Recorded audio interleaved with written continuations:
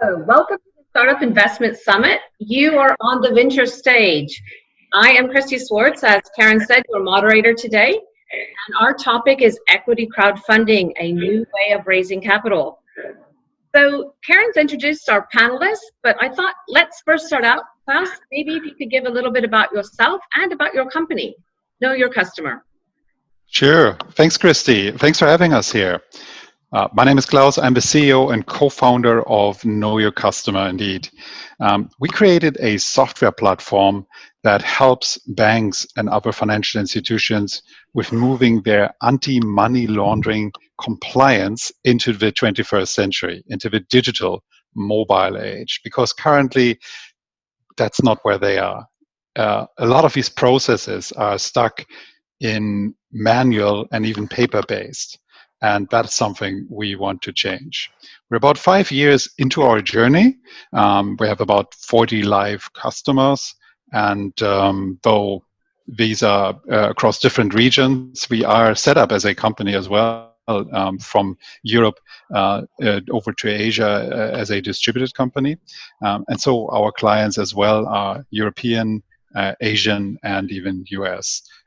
Mostly financial institutions, but different verticals that all need anti-money laundering processes. That's fantastic. Well, thank you, Claus. Maybe Rahul, you could go next. Sure. Thanks, Kristi. Pleasure to be here.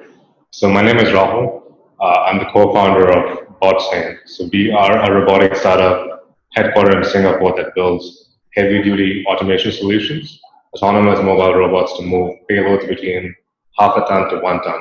So primarily for logistics and manufacturing. So we are about 2 years old now, actually more than 2 years old. Started in December 2017. Started with education robotics, transitioned as a company towards providing industrial solutions. So at the moment, we primarily automate pallet movement for warehouses or manufacturing facilities. And most of our customers are based here in Singapore, but we also starting to look into the Indian market and eventually expand into Southeast Asia and Great Asia as well. Yeah. Great. Thanks for that. And last by no means least, Nicolas. Hello, everyone. Thank you, Kristi. Very privileged to join that panel. So I'm Nicolas Breitburd, French national, as you can guess from my accent and the name. I've been coming to Hong Kong in 2015 after 20 years in the industry in France. And I had the chance to join Karen and Karina, who were already running WHub and thinking about finding a new solutions to help the companies getting some funds on the Hong Kong scenes. And so I was privileged to start with them thinking about AngelHub. AngelHub being an equity crowdfunding platform. We started the journey around 2017. Got a full license from the SFC in Hong Kong around summer 2019, and we started up and running the platform since then. It's been a fantastic journey, and we've been very happy to help many companies get funded along the way, and of course, 2 of them are tonight with us on the panel. So it's very nice to talk again to Rahul and Claus. Thanks very much, gentlemen, for those very insightful introductions. I thought I'd first start out before we jump into our discussion with maybe 3 fun facts that I looked at this morning. And that is that in 2018, U.S. companies raised more than $1.7 trillion on equity crowdfunding platforms. Another stat is in 2019, the UK crowd investing market was estimated around $719 million. So it seems the statistics are showing that equity crowdfund platforms are not just being used for seed rounds or for A rounds or Series A anymore, or maybe that's a misconception that people have, that they're only for the beginning and startup part of the phase. So I thought, let's first go over to Claus and Rahul. You guys have basically had different paths to your journey, and I think you've taken quite a few different rounds. I think, Claus, you said you've been around for about 5 years. Perhaps you can tell us how you've gotten to where you are in a fundraising context. Maybe, Claus, can I ask you to start? Yeah, sure. Our own fundraising journey started on day one. Of course, any startup that starts up, we needed funds, we needed to hire people, we needed to buy some equipment, rent some cloud space, and so on. And that's where it started. As most startups probably will do, contrary to that image that we all have in our head that someone draws an idea on the back of a napkin and gets 100 million in funding from his pals, we just decided to go ahead with the idea. We had the idea that KYC, anti-money laundering processes, is in dire need of digitization, and we had an idea how to do this, and we just went ahead. Meaning that the co-founders just got together with a gentleman's agreement that we would fund this company in the first months, and we did. Just contribute to the needs. Someone paid by credit card, someone else put something in an account, and pretty fast this got more serious, and we started to do it more formally. We incorporated, obviously, in Hong Kong, where we are headquartered, and created an entity that needed its own funding. From then, we went on to a kind of month-by-month funding, then quarter-by-quarter funding. Then we did a little bit longer and put in enough funds to fund the company for half a year or 3/4 of a year to see where it gets to. And pretty soon, we were at a stage where the company had grown to a size where we couldn't do it on our own anymore. And that's, I think, the same for most entrepreneurs. At some stage, they will find that they need more capital to realize the ideas than they have internally. In our case, it was mostly because we chose actually quite a difficult topic. KYC, anti-money laundering processes are quite complex.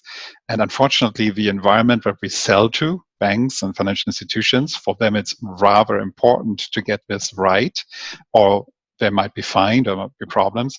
So the industry speak minimum viable product, if you want to follow the lean startup movement, isn't all that minimal. In our case, we had to build something rather big, and that's where outside funding come in. So we raised a small round from our first outside investor. So that was a VC arm of a very large Hong Kong fund. And it was a difficult process, a very difficult process. In the next few months, we raised more amounts from some angel investors. That again had its own challenges, because each of them had their own questions and their own requirements, and it took quite a long time to get that finished. And then in 2019, we raised $500,000 US through AngelHub, and it was an excellent experience. We come to that, I'm sure, but that's our funding experience up to now. Thanks for that. Thanks for that insight. Rahul, would you say that your journey has been similar? Were there any differences? For instance, did you find any other type of government-backed programs, any incubators? What was your experience of the journey? Yeah, so I guess there are a few alignments with what Claus has mentioned as well. At the start, we did bootstrap the company. So we are a hardware product company, so it is very capital intensive to build up the product. So initially, it was the co-founders putting in our savings into the initial MVP. That gave us a runway for about a year. Took us to the initial product development, gave us a few pilots. It gave us the traction we needed to essentially ask external investment. And at that point, it was primarily because the development was stalling, because we didn't have the capital to continue development. And that would kind of drove the decision about us going for external investment. At that point, we were not big enough to go for VC investment as such. And we didn't have the angel network to pull money from angels either. So what we did do was we found an incubator program called Brink in Hong Kong. Through them, we got investment from Artesian based in Australia. That was the first external investment. And like Claus mentioned as well, after the program was done, we started getting back into product development again. And this time we realized that we do need a lot more capital to scale faster. So we started fundraising immediately after the program ended, from early January 2019. And that's when we were looking for a major seed round. At that point, one of our mentors from Brink pointed us at AngelHub, and that's how we came across the platform. So I guess the full 1 year from then was about putting together a pool of investors. So in that pool of investors, we had AngelHub. AngelHub is one of the main bodies. We also had a VC, and we had a corporate body, and we had a government entity as well. So it's quite an interesting experience pulling investment from 4 different types of funding sources. And quite an experience as well. It took us quite a while to figure out and how everything worked together. So fundraising wise, we had, I guess, 4 major funding milestones over the last 2.5 years. Right. So I guess it's pretty safe to say on this panel, at least, that we're all very, very big fans of AngelHub and what they've accomplished. And I'm just curious. So obviously, you've been through the equity crowdfunding platform with AngelHub. Could you maybe talk about your experience? Because I'm very curious to find out whether you had the same or similar experiences, because your industries are very different, actually. Maybe, Rahul, sorry, back to you. Maybe I'll let you start. Sure. So I think I'll just kind of draw from experience with the same seed round of funding, because the different investors talk to the same point. I think one thing which I did realize is that AngelHub takes away a lot of the stress of fundraising, back and forth negotiations and so forth. So it kind of puts us in a position where we can operate the business, focus on the customer acquisition, product development, and so on, while the conversations are being handled by platforms and AngelHub. So that really kind of made the entire process a lot easier. We did have to negotiate between the other parties, but I can only imagine from the kind of troubles we had with 3 parties, how much harder it would have been if I had to negotiate with a larger pool of, let's say, 100 investors. And I think that's what the main advantage, which we saw as well. We were accessing a much larger pool of investors, which we could not have handled with the band that we had, and still continue product development, customer acquisition, as per our original schedule and targets. So that's the kind of experience I had. It made it significantly easier. I had more access to capital, which I couldn't have had with my personal network, and still achieve the same milestones which I wanted to achieve. So AngelHub really enabled that, bridge that particular problem for me, and that was something which we really appreciated. Right. Thanks for that. Claus, would you say you had the same similar experience, or maybe slightly different? It is slightly different. We're at a different stage. Rahul is further on and has more experience there, so different things are more important for him than for us. Actually, yes, it was also great for us to just deal with one entity on our cap table, one negotiation about that contract, that shareholders agreement and so on, that term sheet. That is a really valuable addition. But for us, something else was also equally important, if not more actually. There are several components to this actually. One component that I wouldn't want to underestimate is similar to Rahul's, is that organizational work that is done by the investor managers in the crowdfunding organization. They make sure that you get all the appointments right, that you get all the communications right, and that is, for a small startup, is something difficult to arrange. The experience with AngelHub was fantastic for us. I remember that basically we got all the investors in one full day and a bit, but really one full day, back-to-back meetings where we had one after the other, and it was really concentrated. All the work was done before those meetings. They had seen a data room. They knew all about documents, where their AngelHub had done their due diligence, and so far this was super efficient. And that is something I found before and since with other rounds.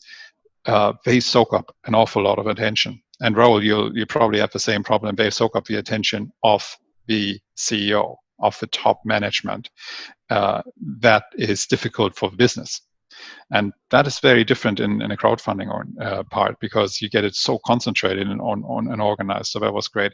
But one thing that I haven't spoken about that I found surprising and incredibly helpful was the process of being onboarded at all with AngelHub, with the crowdfunding organization, included talking to their very illustrious IC, the members of the investment committee, including Nicolas. Hi, Nicolas. Were so helpful.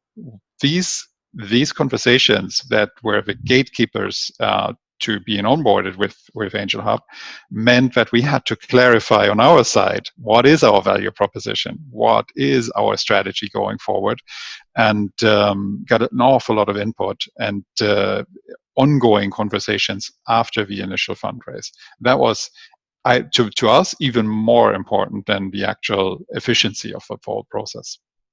That's a great time and great segue. Thank you, Claus, for that. To segue into Nicolas, I know that you're tasked with sourcing deal flow for AngelHub, and you're the lead for the selective committee team for scouting potential startup and investment. I know you've also worked very closely with Rahul and Claus in onboarding the 2 startups for this equity crowdfunding. Now, my question to you to start off with is, how many companies have you vetted? And would you say that there's a common thread, or that for the companies you do take on and put on the platform as opposed to the ones you don't? So, yeah, to give you a little bit of a background on the figures, we have screened already on the platform more than 650 startups. So it's quite a lot. All those startups came by themselves on the platform. So we are very happy as well with our pipeline in a way, and the way that we reach out to those startups throughout the world, by the way. So they're coming from many countries.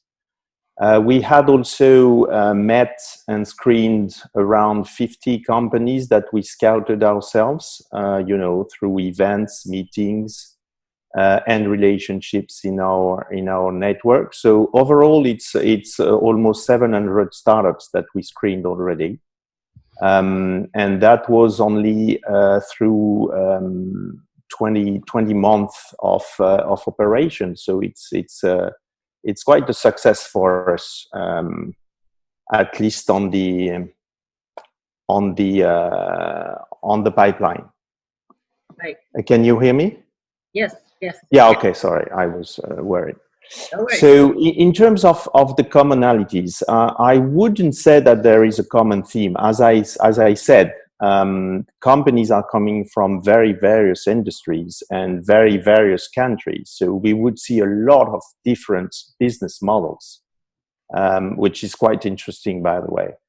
I would rather say that they have common qualities. The one that we select, at least in our eyes, have some common qualities. If I were to mention some of them, and that's not, of course, exhaustive, but we're looking for innovative and disruptive companies. And we like to see that there is quite a lot of tech involved in the way they build their business model. And we are very pleased, for instance, if they have built their technology in-house. So we can see that they are really, committed to build a strong tech model and tech tool behind their business idea. We see also that we're looking for a proof of market fit. This is something very important, and the companies that we select are quite successful in the way they prove to us that they have a market fit, that their product is maybe a must-have, and that's very important in our eyes. Last but not least, we try, because it's not an easy task, but we try to make sure that we are in front of a very capable team. So not only mixing a lot of expertise and experiences, but also proving that they've been working for a while together, that they went through some difficulties and were successful in facing the challenges all together. So that's quite important. So that would be some example of the common qualities of the company that we selected. Perfect. From there, can I just basically say, so I want to bring my company to you. So at AngelHub, please onboard, please basically take me on your platform. Could you maybe take me through the process? And do you think that AngelHub alleviates, as Claus and I think Rahul basically have mentioned, does it alleviate a lot of the pain points that you see in traditional fundraising? Yes, so in terms of the process, we have quite a strong and stringent process, and that makes Rahul and Claus very successful and very thoughtful leaders, because it's not an easy path. We are quite selective. Basically, we have 5 steps in the process. The first one is a short questionnaire where we try to get the basic information about the companies that we received online. And that helps us to build on a selection committee meeting with them, where we bring on board the team members of AngelHub, and we listen to a company presentation. I think pitching is an interesting exercise to see also the human qualities of the team and the leader. From there, we decide if it's a go or a no-go, and then we would go into a very important step, which is building the full profile online, the one that the investors will see. Must be, of course, appealing and complete, and also going through the due diligence. And we have a strong and thorough due diligence process in AngelHub. This includes the terms negotiation with the company. As Rahul and Claus mentioned, the good thing about that is that we deal for all the investors that we have on the platform. We deal once with the company, and we are the one negotiating the terms, so they don't have to negotiate with many people, of course. Then we would go through the investment committee. I think Claus mentioned that. It's a great experience for everyone. We have, as of today, more than 25 experts throughout the world. And so we tend to arrange meeting between the experts of the field and the company. And we do attend that meeting to see how the company is dealing with the questions that are thrown to them by the experts. So that's a stringent exercise as well for the CEOs and the teams. And with all that, we make the final decision. So whether or not we would list the company on the platform. So that's about the process. Now, if you are asking me what you should do as a company before you come to AngelHub, that's I would say one main advice: get ready. The process is quite stringent, as I said. So I think each step that I mentioned in the process should be taken very seriously, and you should be ready. You want to convince us. You want to be able to answer a lot of questions from experts and from ourselves. And you want to show that you've been doing your homework on the fundraising process. And again, every answer that you will give us, we will tend to ask you to bring us some proof of it. So you need also to have done, your market research, the competition landscape research.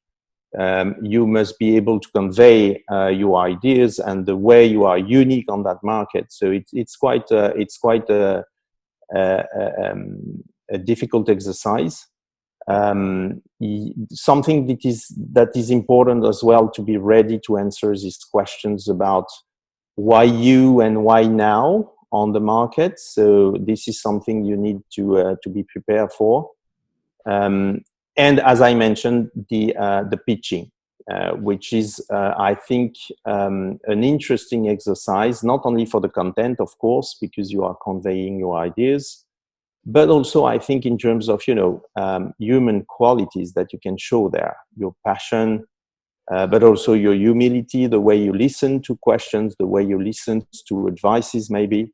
As Claus mentioned, we have a lot of interaction along the process with the companies, and I think that's very nice opportunities to get not only acquainted, but to know each other better. And for us, at least, it's a very important matter. Fantastic. Thank you for that. I think we're running close to time, but I've got 2 last questions. I'm going to ask Claus and Rahul next. Most importantly, on your next round of fundraising, will you use an equity crowdfunding platform? That's the first part of it. The second part of the question is, do you think that the platform adds or replaces maybe the traditional methods of fundraising? So Rahul, over to you. Yeah. I think what we have seen so far as well, so especially working with AngelHub, has opened up this opportunity that this is an option for us to fundraise. And it's something which we definitely keep in mind going for the next rounds from now on. To answer the second question, so we, as a hardware company, we still work with a lot of traditional manufacturing and logistics companies as well. Right. From a company perspective for ourselves, we do still need to keep traditional fundraising options open, mostly in the sense of strategic investments from companies we want to work with. For instance, a logistics and manufacturing company, which will eventually become a customer. So that is something which we are always open to in terms of pushing the business forward. So that's something which we, as a company, need to keep our options open as well. But coming back to the first question, for sure, when we do look at the next round of fundraising, equity crowdfunding is definitely on the table, which we're definitely open to. Fantastic. Thank you. Claus? Quite similar. Yes, equity crowdfunding is definitely one part of the next fundraise as well for us and for future fundraisers. I think it's a stage thing. In the early stages, like in the very early stages, that's bootstrapping. It's your self-funded kind of setup.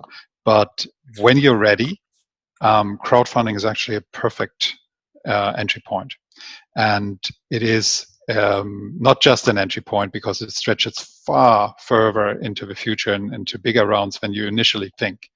That said, I think it replaces the traditional angel round in the early stages. I think it can do that very efficiently, and it's a great central point, and it makes it so much easier. Well, it doesn't make it easy, actually.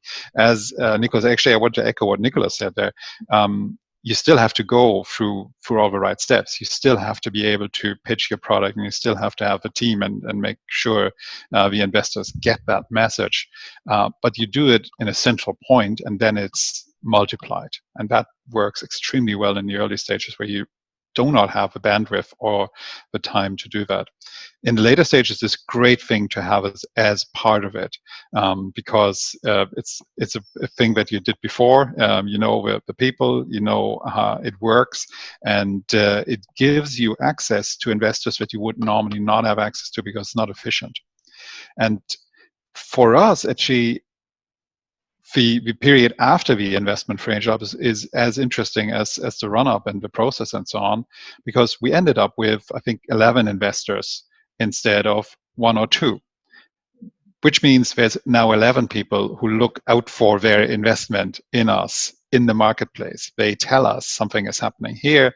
They introduce us to more clients and to partnership opportunities. And I think that is something you couldn't efficiently do if you did it all manually and try to assemble a giant round of a lot of people. So yeah, both is true. It can replace, and it can be part of it, and it will be for us. Fantastic. I think, Nicolas, so obviously Claus and Rahul passed scrutiny. Are there any takeaways or words of inspiration that you could share with us about their journey? I think people that are basically fundraising would like to see that there's maybe a pot of gold at the rainbow, or at least some positive, constructive things that you would actually get from the experience. So perhaps you can share about the experience as a whole, or maybe about your journey with Claus and Rahul. Well, concerning Rahul and Claus, I must say they are champions, obviously. They made it, and as I mentioned, we are not an easy piece of cake. So congratulations again to both of you. More seriously, maybe what I remember from working and discussing with Claus and Rahul is that they had, both of them, a very disruptive approach of big markets. In the case of Claus, we very early in the process, because I met with Claus during events and demo days in town, and it was obvious that first of all, the market was big. What is regulation around KYC and all that matters. You can hear that a lot of corporates are It's a real pain point for them. So it was an important market, and the idea was disruptive in the sense that they were based on, again, technology and thinking about how they could alleviate the process for their customers. Even adding some very important features as being, in real time, monitoring the customers instead of just doing one audit at some point and just leaving the customer with that in hands. So quite a disruptive idea in terms of Botsync and Rahul. Again, a very big market, manufacturing all the plants across the world where they need to move pallets, tools, heavy material. All this can apply to those robots, and a disruptive approach, because whereas all the technologies in place were relying on existing infrastructures to guide the robots, Rahul and his team have been working very hard in research and development to find a new way to pilot those robots, and again, adding other features as leading swarm of robots that can cooperate, navigate in the same space without having, accidents and collisions. So very interesting product, very interesting business models in both cases, relying on tech and research and development in both cases. And now during the process that we had together, I would say that they were both very professional in the way they dealt with the steps. So quite impressive the way, for instance, that Claus was relying on a strong team to deal with all our questions. So I would be oriented immediately to the right team member to get my answers right. In the case of Rahul, we had very interesting discussion with them. They even invited us to see their premises and the robots, make some demos. So very professional in the way they were talking to us, like dealing with very important customers. So that was great. They were all open and listening. We had a lot of back and forth, especially during the terms discussion and the due diligence around documents. It's quite painful sometimes, especially when you have to run your startup at the same time. And they were always very patient, very open to our questions. And last but maybe not least, because it's important, I felt that both of them and even their team behind were persistent and perfectionists.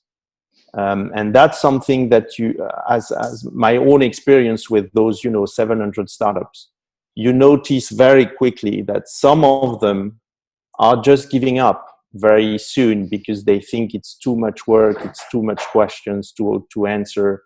And in the case of Rahul, of Claus and their teams, that's what I think made them successful. They went through the whole process, never gave up, always stayed patient and professionals. Thank you. So I want to give everyone a round of applause. So thank you for joining us, my panelists today. I think we have to wrap things up, but I think it's also safe to say that the best is yet to come here in equity crowdfunding. So watch this space. I think we all basically wouldn't mind at all taking questions or comments or any type of ideas that you might have. I think email, LinkedIn, or websites were actually suggested earlier, so feel free to contact any or all of us. Thanks for joining, and thank you, AngelHub, for having us. Bye-bye. Thank you. Thank you, Kristi. Thank you. Bye, Claus. Yes, thank you all the panelists. So, hello, thank you very much. And I'm wondering if any question from the audience that we can kick off. If not, I will just start with a quick one then. So, how are you guys doing today? Doing good. Doing good, okay. Nicolas, if you know that you have already given us an intro of AngelHub. Tell us a little bit about like how you work with Claus as well as our other startup as well. Okay, maybe I'm sending out. Yes, very quickly. So for all of you who are attending the call, if you want to get in touch with AngelHub, the process is quite straightforward. At the beginning, you just have to click and join the platform, angelhub.io. You will see that you'll be going through a very short questionnaire based on which we will give you already some feedback on your business model and what we think about your company. So that's an easy one. Please do not hesitate to go to the platform and reach out first. Now, for the company that we have already funded, like Botsync and Know Your Customer, I think they would have a very interesting testimony to give. But basically, what we do, and I think Joe, you are involved in that as well. We try to be supporting shareholders. So we kept informed, of course, we are kept informed of what is happening. We do attend some board meetings, and I think that the experience is very interesting, even after the investment itself.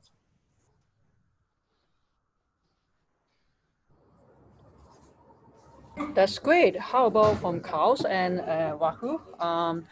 After the like, maybe we can just do a quick follow up on some more questions like during COVID, like how do you guys really like survive? How have you got that? What are the support that the investor has been like trying to help you as well? Maybe start with Claus and then Rahul.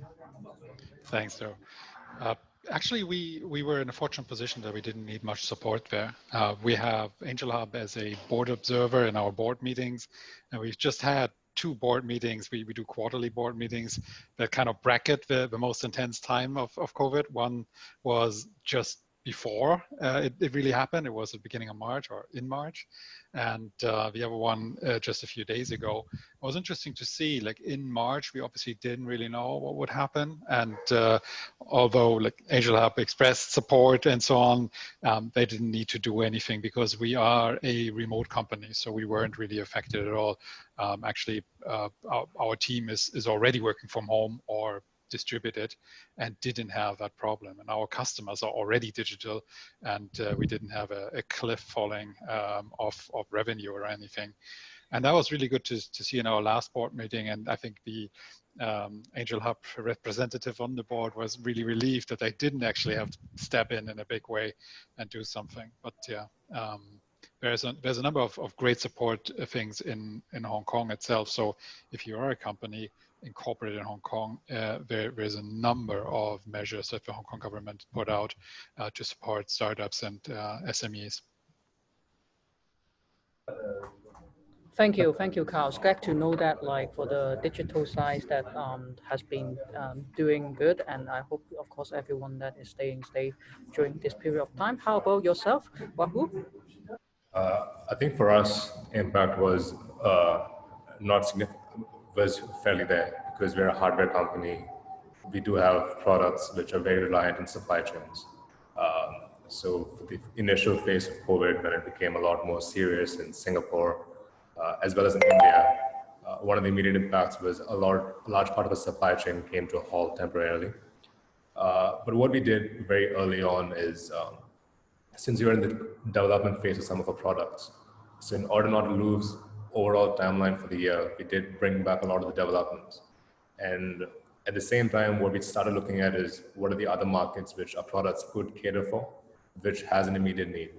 So we looked at the educational industry with some of our existing partners and identified certain key sectors where we could provide value with, so that we can essentially still achieve our overall targets for the year. So that's something which we did a small pivot on. We did brief all the investors as well, had feedback from them. And one of the many ways it did help us in that particular aspect is just introductions. That's what we needed at that point. That's where the investors came in as well, and that's something which we're really grateful for long term. Yeah.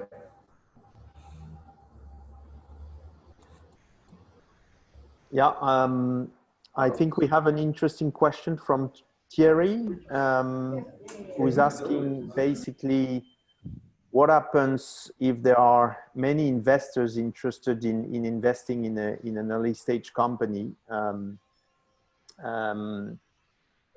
At least on AngelHub, I can give you an answer, Thierry, and that would be interesting for the other attendees, certainly. What we do is that we pool all the investors that are interested in your company on our platform into one specific company that we set up for. And so you would have only one shareholder sitting in your cap table, which would be that company set up and managed by AngelHub. So I think that would give you a comfort about how we can handle many investors.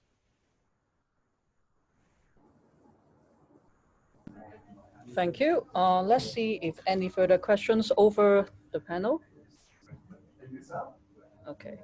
Then maybe next, we can just quickly jump back to like, we understand that from the startup point of view that how they really see the whole new situation that they are surviving and also growing as well. What about on AngelHub side, Nicolas? What are the support that like you are offering for the startup that on your portfolio, or even like what are the things that you will even check with the startup when they going on board? Yes, so as I mentioned during the panel, we go through a quite intense process with the startup who are applying to AngelHub. I think that process itself is interesting and is giving quite a lot of feedback to the entrepreneurs. Maybe Claus and Rahul could give us some info on that. But the idea is that as we are understanding your business model, and as we are certainly challenging part of it, I think the startup get already a lot of interesting information from the process itself. So again, I think it's always interesting if you are trying to raise some funds to go through AngelHub process, because even for any reason you should not be successful, at least the whole process will give you a lot of insights, I think, and interesting feedback. Thank you. So maybe we just again quickly wrap up for the panel, like for the really last questions. What is there any tips that you will give for a startup or your fellow that if they would like to go for equity crowdfunding? Starting with Rahul this time, and then Claus, and then Nicolas. Yeah, I think in general, the advice I wanted to give is generally about preparing for fundraisers. AngelHub is a very good process for us, the entire investment committee, the conversations with all of them. And one thing which we kind of took away from this is that before you prepare for fundraising, it's very important that you have all the documents which generally are needed for due diligence in place before you open the round. This kind of eases the conversations, makes the process a lot more efficient as you converse with more investors. Same with AngelHub as well. That kind of gives confidence in investors that you're prepared for the entire fundraising, as well as you know everything that is happening in the company. And that's, I think, from our experiences of the past 2.5 years, that's a very important factor, which giving confidence to investors that you're aware of what is happening in the company and you're prepared to scale up the company and you have a clear plan of how to do so. Yep, so that's my 2 cents. Yeah, Thank you. I very much agree with Rahul there. It's very important to know what you're what you're actually doing with those funds, and you do need to get the basics right. But AngelHub is actually very, very helpful there. Like that list of documents that is on their sites that they require as a sign up that's worth gold, because you know exactly what you need to put together, and that will help you in any other conversations that you might have with VCs or in later rounds, often again and again. So that's very good. And also the team in AngelHub is very engaging. And the only tip I would say is there's two things really: be persistent, be diligent. It is a longish process. You will not just send an email and get 1 million. It is a bit of a process, but ultimately it's very worth it. So my really final word there is do it. I think crowdfunding is a great idea, and there's really no downsides. So I'd go for it. Thank you. Nicolas, any 5 cents, 6 cents? Yes, I think we already gave quite a lot during the panel, but again, the fundraising has to be prepared by you as a company. It is part of your strategy, and we are much more here to help and give feedback than to decide and to be in your shoes. So it's important to have a look at what is your timeline, as Rahul and Claus mentioned. What do you want to do with those funds? When exactly you want to use them? Always think that you need a little bit of time to make a fundraise happening, even if on the platform it's easier and quicker than doing it one by one with every investors, but still you need some time, and so you need to think a little bit ahead. So that would be my 2 cents. Thank you, everyone. We have one last one that we want to adjust on the checkbox. As our business is focused on SDG impact, can AngelHub arrange to send out only to investors who are themselves committed on UN SDG and ESG? What's your thought, Nicolas? Yes, so I think the way it works, we wouldn't select some of the investors that are fully vetted and present on the platform. But of course, if you have a business model focusing, for instance, on SDG impact, that would naturally increase the interest from the investors on our platform who are interested in funding company in that space. So that's the way it would work. And I think that's always a good thing to have some sort, of focus, or at least unique selling proposition, something that differentiates you from other startups. So that would be great if you would come and see on AngelHub, if you are a business focusing on SDG impact, for sure. Got it. That's some of the interesting thought over here. Okay, thank you very much, our panelists. The times is now up, and for the audience, please enjoy the next one that is coming up. Would be the next wave of innovation driven by purpose, powered by resilience. Thank you very much. See you guys. Thank you all. Bye-bye. Bye-bye. Have a nice day.